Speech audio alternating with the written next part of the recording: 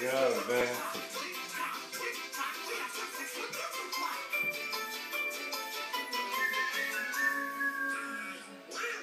Jordan, you don't need to sit so close to the TV, baby.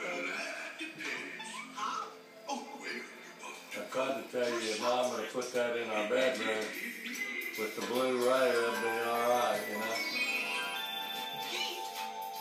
I don't see a whole lot difference in the Blu-ray and the regular DVDs. Oh, there is. I can't tell it. I guess I ain't got the eyes for it. I don't know. You can stand there for a whole 10 minutes there, boy. There you go.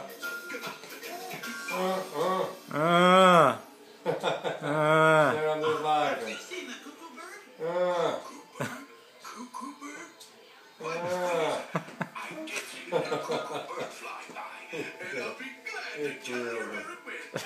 So take that thing, that bib off of him, Mom.